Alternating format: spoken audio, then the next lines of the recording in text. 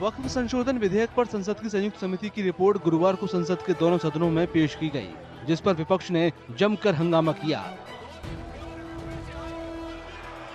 Report of the Joint Committee on the Waqf Amendment Bill 2024 Rajya Sabha में report panel की सदस्य और बीजेपी सांसद मेधा विश्राम कुलकर्णी ने पेश की, जबकि लोकसभा में इसे जेपीसी की अध्यक्षता करने वाले बीजेपी सांसद जगदम्बिका पाल ने पेश किया। 1995 के वक्फ कानून में संशोधन करने के लिए पिछले साल 13 फरवरी को संसद में विधेयक पेश करने के बाद जेपीसी गठित की गई थी।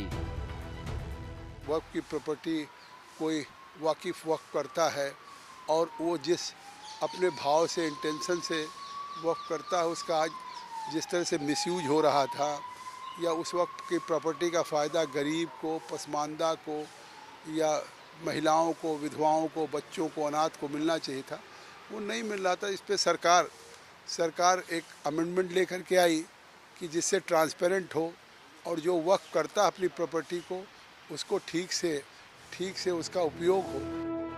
नए बिल में विवादों को निपटने के लिए जिला कलेक्टर को ज्यादा अधिकार देने का प्रावधान है। संशोधन विधेयक में गैर मुस्लिम सदस्यों को शामिल करने के लिए वक्फ बोर्डों को फिर से बनाने का भी प्रावधान है। इस विधेयक पर संसद की संयुक्त समिति ने 15-11 की बहुमत से मसौदा कानून पर रिपोर्ट को मंजूरी दी थी। सरकारें समय समय पे सदन में कानून लाती हैं। उस कानून में आपने देखा होगा कि बहुत से विपक्ष को असहमति रहती है तो क्लॉज बाय क्लॉज उस पर वोटिंग कराते हैं स्पीकर साहब, और उसके बाद बहुमत के आधार पे अमेंडमेंट्स को अडॉप्ट किया जाता है और अगर माइनॉरिटी है तो उसको टर्न डाउन किया जाता है। वही प्रक्रिया जॉइंट पार्लियामेंट्री कमेटी में भी है।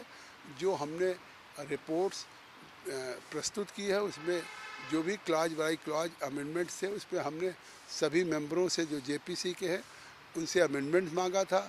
अमेंडमेंट्स के बाद फिर हमने उसको वोटिंग किया था, पुट टू वोट, और जो मेजॉरिटी के साथ था उसको हमने अडॉप्ट किया, माइनॉरिटी को हमने टर्न डाउन किया। संशोधन विधेयक के आलोचकों का कहना है कि नया विधेयक सरकार को वक्फ प्रबंधन में ज्यादा अधिकार देगा और इससे सत्ता केंद्रीकृत हो जाएगी। संशोधन विधेयक के विरोधी वक्फ बोर्डों को गैर मुस्लिम समुदायों को शामिल करने को भी घुसपैठ के तौर पर देख रहे हैं। उसका तमाम मुस्लिम ऑर्गेनाइजेशंस ने, all India Muslim personal law board ने और तमाम मुस्लिम ऑर्गेनाइजेशंस ने उसकी मुखालफत की है, क्योंकि हम लोग का मानना है कि अमेंडमेंट्स वक्फ के फेवर में नहीं हैं, बल्कि इससे वक्फ को नुकसान होने वाला है।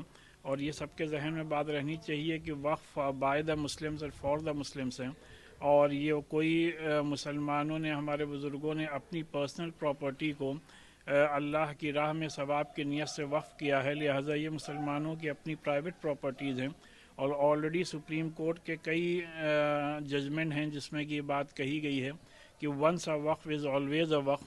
तो लिहाजा हम लोगों की यही डिमांड रही है कि जो ऑलरेडी एक्ट है उसमें किसी किस्म का भी अमेंडमेंट ना किया जाए। विपक्ष ने दावा किया है कि उन्होंने जिन मुद्दों पर असहमति जताई थी उन्हें पूरी तरह से नहीं हटाया गया है।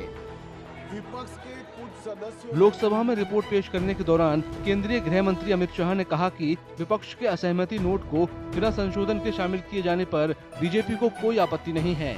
स्पीकर ओम बिरला ने संवैधानिक परंपरा के हिसाब से आगे की कार्रवाई की बात कही।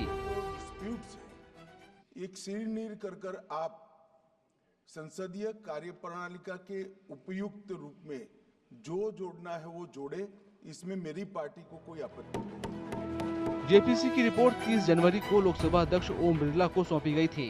विपक्ष के हंगामे के बाद लोकसभा और राज्यसभा को 10 मार्च तक के लिए स्थगित कर दिया गया है। 10 मार्च से ही बजट सत्र के दूसरे चरण का आगाज होना है।